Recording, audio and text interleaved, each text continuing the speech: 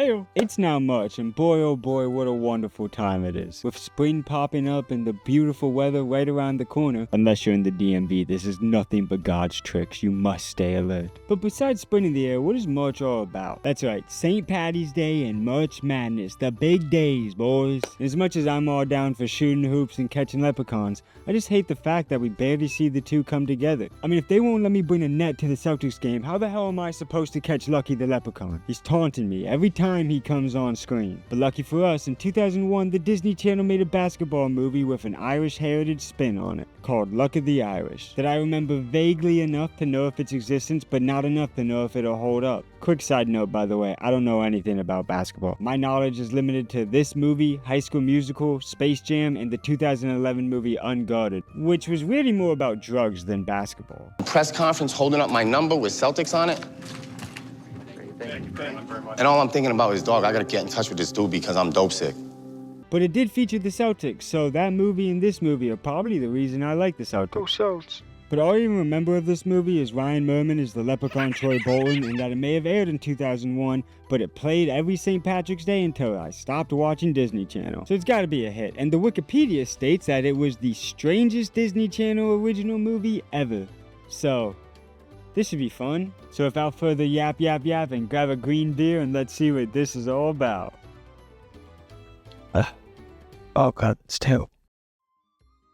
Oh, I see. Taking the artistic opening route. Interesting choice. It's really trying to earn that strangest Disney movie title off the gate, huh? The camera starts panning around at uncomfortable faces, paired with some guy talking about cultures and how even though we all may look different, we at least have one thing in common. Everyone has a heritage, or a family tree. Which I guess is true, nobody's just spawning in, but there are definitely people who don't know their family tree and may never know it. Also, he says we only have one thing in common, and this list from Psychology Today shows that there's a lot more than just one. And now one of the things on the list is heritage. The closest thing was wanting a family, which is not the same thing, but this list did come out in 2020, so maybe they didn't have the information back in 2001. They don't outright say it, but by the dance and the flags, we can assume that this is the school's culture night. And it looks like somebody's coming up next, who just so happens to be the main character, Kyle Johnson. But where is he? Oh, hey, small fry. I don't think we have a small enough knife for you. Oh. Kyle. Ah, the classic "it was all a dream" trope. Yeah, I know that one. But that dream throws Kyle into a pain of wonder, and he proceeds to ask his family about his own heritage. And yeah, they act totally normal. No, for real, I don't think they could act more suspicious. We moved here from Cleveland. They sound like Machine Gun Kelly. We're Americans, Kyle. That's all the heritage we need. Yeah, so unless Kyle plans to torture them, they have no intentions on telling him the roots of their family. And they tell him to get ready for the game, not without making him grab his lucky coin. Gotta make sure you know what it looks like. For one, why are they acting so awkward about this? They're making it seem like their family is outcasted. If my parents acted like this, I'd assume that we were banished to America when it was discovered, and now we're just like, fuck the motherland. Also, so far our problem is American white boy has culture crisis. Okay. But Kyle heads out, and we're taken to the quarterfinals of the state basketball championship, and Kyle here's the whole reason they're in the position they're in. See, Kyle's the man everyone wants to be. He's almost as popular as John Bravo. But with the fame comes the questions, and here comes Bonnie asking Kyle to prepare something for the Heritage Day event he dreamed of. Quite rudely, if you ask me. Even if you are some kind of mindless jock, you still got a heritage.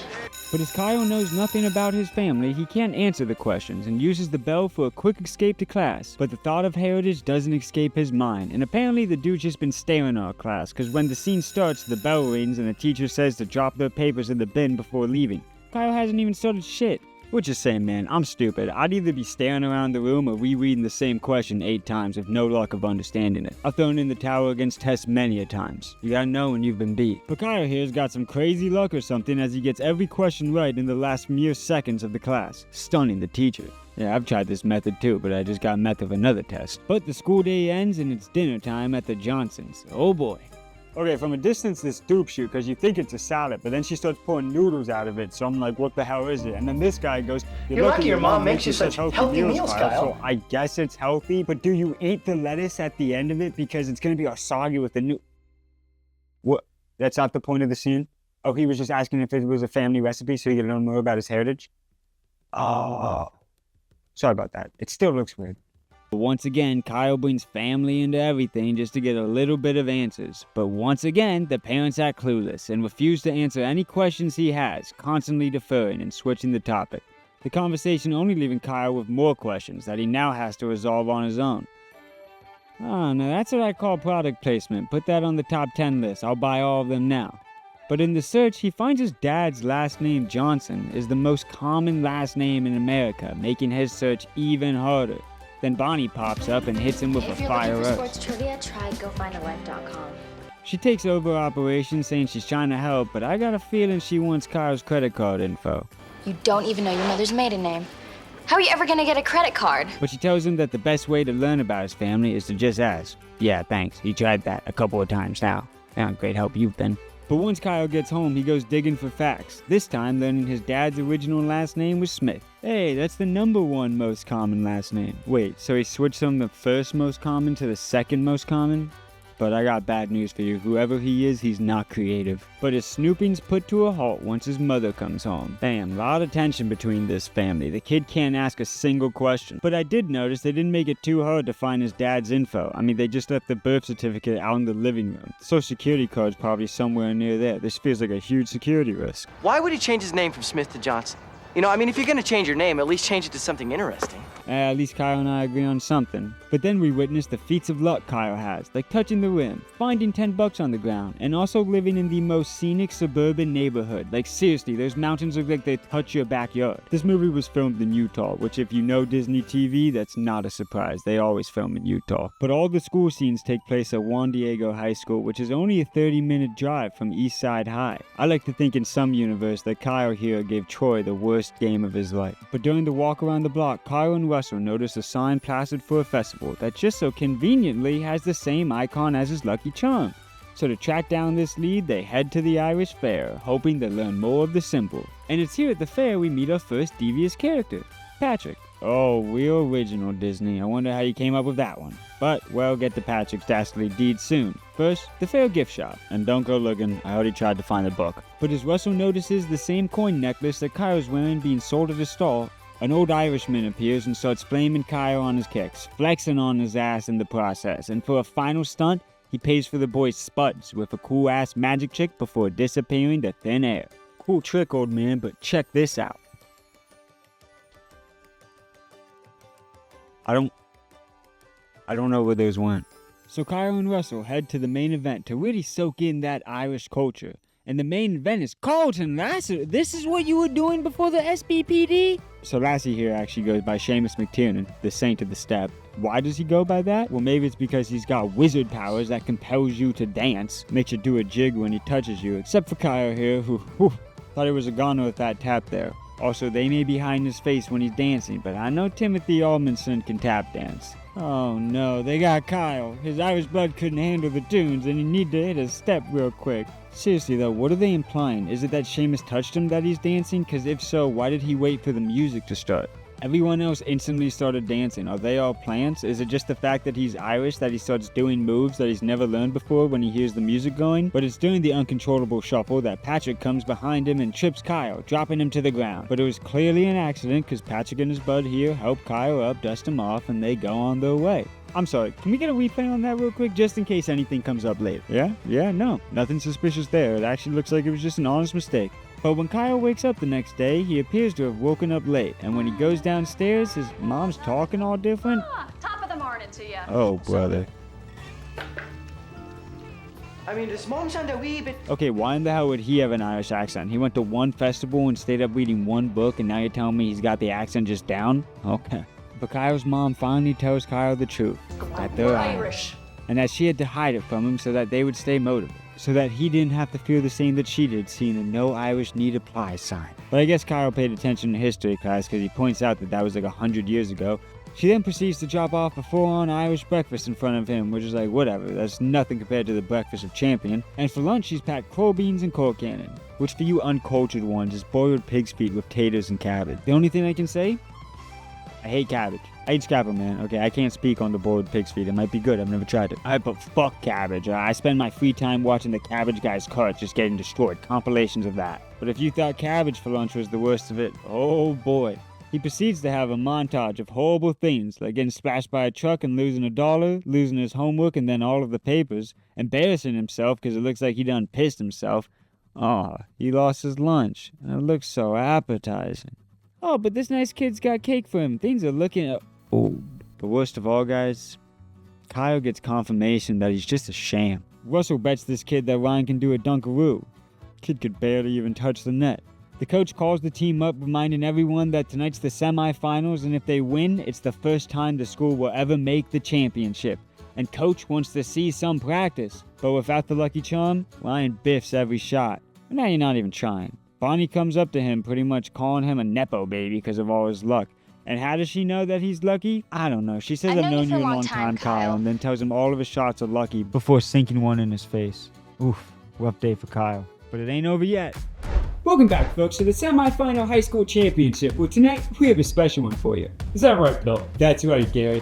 Kyle Johnson played a downright awful game, but tonight we're going to share some highlights with you. Notice how he keeps causing turnovers throughout the game. Such a shame. Kyle Johnson was really something special this year, rising his draft stock every game as a national prospect. And it looks like here he's gone for a Scott Sterling approach. You can clearly see the ball make contact with his face, but it just goes downwards. Horrible execution. Horrible indeed, Gary. And tonight was the first high school game eligible for legal sports betting, so a lot of people did lose some money. Didn't you, Gary? I sure did, Bill. Well, there you have it, folks. Kyle Johnson doesn't just ruin games, but finances too. Back to Will with the real reports. Gary, what the fuck are you doing? Thanks, Bro and Gary. Well, I guess Kyle's mom is getting more Irish. She makes a peat fire in the fireplace. I didn't know that was an Irish tradition. I think it's mainly just popular over there because the vast excess they have. Apparently when burned, it leaves a nice smell though. But Kyle proceeds to have another shit day. Doing so, though, notices his lucky coin isn't real and starts thinking someone may have stolen it. His real one swapped with his fake. But if he's thinking this, we've already disproven it. Oh, no. See, puberty doesn't do that to you. Okay, maybe something's going on here. Okay, yes, something's definitely going on here. So, as Leprechaun Lunacy takes Kyle's mom, he learns her maiden name is O'Reilly. And as long as the O'Reillys hold in their luck, they'll all stay normal size. And Kyle finally accepts that he's been robbed, and he'll have to tell his mom. Which is really like, what the fuck magic? You're telling me if this coin stays in possession of this boy, then the O'Reilly clan just stay as normal? Or whatever. So, Kyle musters up and informs his parents of the loss, but he blames the old man who was showing up on him, identifying him by the snake on the bottom of his shoe, which his mother instantly recognizes, and yeah, that's fair, who else has a snake on the bottom of their fine dress shoes? And she immediately starts throwing accusations towards him, saying it's her own father, his own grandfather, the maker of the damn chips Russell was eating in that one scene. He stole the coin to play a trick on them, she says, for Kate marrying a non-leprechaun, which apparently is the reason why Bob had to change his name from Smith to Johnson. He had to hide his family from the Irish grandpappy, or I guess more leprechaun magic or some shit. So to get the coin back, they go to the chip factory to confront Mr. Riley O'Reilly. That's Lily's name. Well, that didn't work. What you got, kid? Ah, sneaking in with the field trip group. Slick. Very slick. Maybe I've been too hard on you, you know. Why are you talking? Shut up. That's terrible sneaking skills. Oh, great. Fuck. Now Bonnie's gonna say something. That's not even the biggest worry. That security guard spotted Kyle, and now all hell breaks loose. Kyle goes crazy, stealing a golf cart, pushing some worker off of it, and then when security hops on, he crashes it, possibly breaking this guy's neck, definitely ending the stop. Nah, I'm just kidding. This guy takes his job way too seriously. I would definitely have given up by now. Oh my god, you killed him. That's for potatoes, not children. Oh my god, I have to report this, man. I can't stay quiet about this. Fuck. So Kyle falls through the chute, but what's even better is the potatoes falling in after him, adding injury to injury, I guess. At least Grandpappy still remembers him. Did security just let her jump too? What kind of operations are we running here?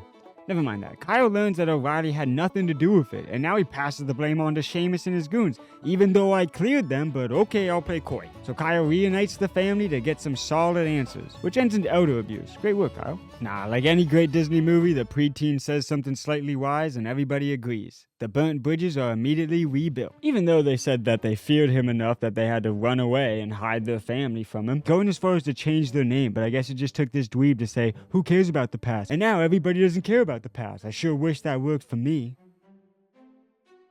But the gang heads off on their mystery, going God only knows. They have collected no leads. However, they do find Russell, and good. I like Russell. He keeps things real.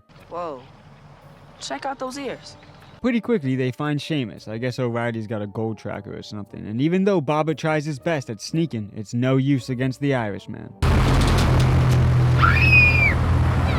Jesus, not even a game of chicken will faze this old man. But the race is on, and how the police don't get caught on them doing this, I have no clue. I guess all their luck's not gone yet, huh? Well, that is until Patrick throws the corned beef and cabbage at them, making them almost commit vehicular manslaughter. Again, where are the police? Yeah, things are looking down. They're stranded, I guess, in the parking lot.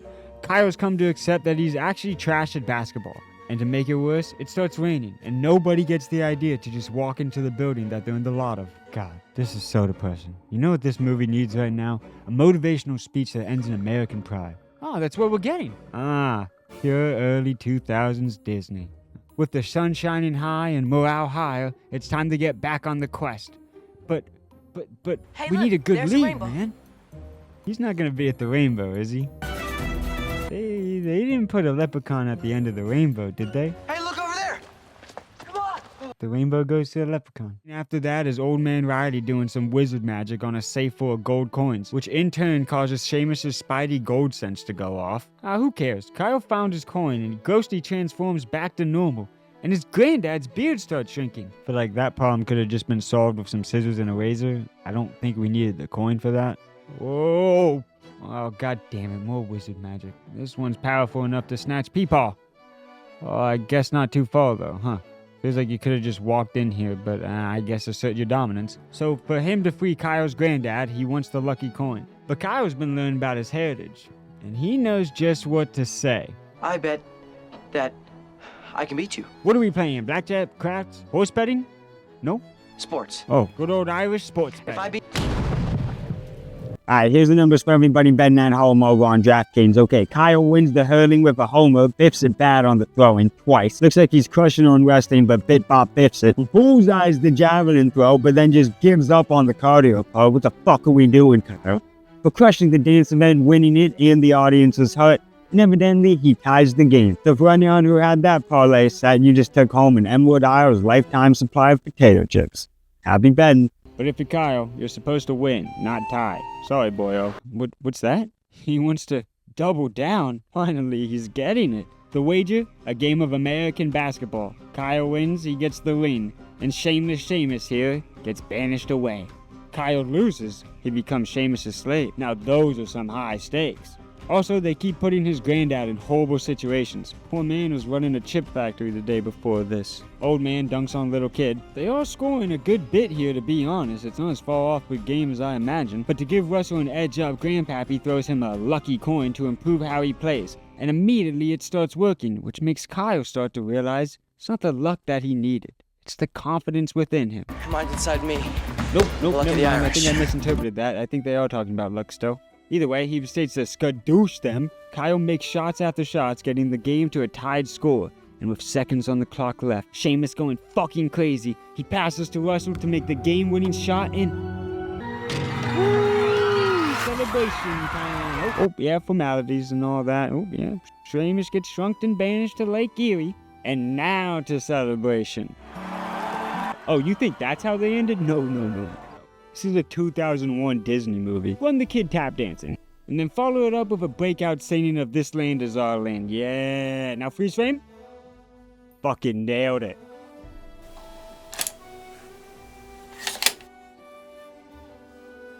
Huh. Definitely was a strange one. I think I'm constantly forgetting that not all films are supposed to transcend times. You can tell that this was made in 2001, and I'm surprised that it made it all the way to 2017. It was fun to watch back on, and there's definitely a lot I missed, so if you want to check it out, it's still available on Disney+. I think I was laughing more at the movie than with the movie, but I wouldn't necessarily call it bad. I just think it's outdated. There was definitely a lot I liked, but it was probably just because I remembered it from my childhood. I can't imagine kids these days being too interested in it. Definitely perfect for my time. Also, fun fact, the writer didn't even do any research on Ireland before making this film, so it has no connection to the Irish at all. This was all my knowledge on Irish people. I guess that's just a sham. So while maybe I'll put it on here and there, but I think for St. Patrick's Day, I'll just be watching a Cukes marathon. Something like this. Well, as nostalgic it may be, I think I'll leave this in the early 2000s. What are